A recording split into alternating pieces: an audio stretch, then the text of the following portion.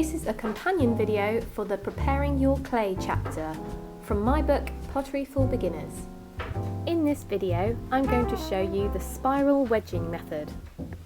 The spiral wedging technique is a little more advanced than the ram's head method, and it takes a little more skill to master. It's worth putting in the time though, as I find you can wedge more clay in one go. It's also quicker, so it will get you to the point of making faster. Take 4 to 5 pounds of clay. A larger amount like this is easier than starting with a really small amount. Work on your absorbent surface. Pat your clay into a rough, fat log shape, slightly thicker at one end. Take care to get rid of any creases or scars by smoothing them over. This helps to prevent air from getting trapped. Getting the spiral going is the hardest part, but once you have started the spiral shape, it will become easier. Lay the fat log of clay on its side in front of you on the absorbent surface. Position your hands together at the fat end of the log, the heel of your thumbs touching.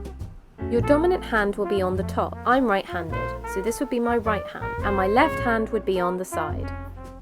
Your non-dominant hand is going to be guiding the clay, and your dominant hand is going to be doing all the pushing. Push into the clay towards the table about ½ inch. With your non-dominant hand, gather the clay and pivot it towards you, turning it approximately 10 degrees clockwise. Push down with your dominant hand again with the same force as before. Repeat the steps again. Keep your arms as straight as possible and use your upper body weight so your muscles don't get too tired. Again, you don't need to push in very far. Avoid flattening the clay. After a dozen or so rotations, the clay will begin to form the spiral shape you're looking for. The clay is being mixed in the middle of the spiral and compressed by the pushing action. This will make it stronger and homogenized. Repeat this process 100 or so times until all of the clay has been mixed through the spiral.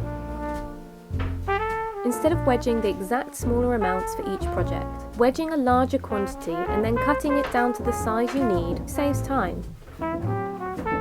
This method is actually very difficult to do slowly.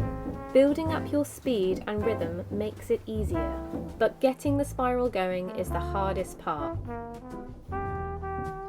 Finding the rhythm of wedging is key.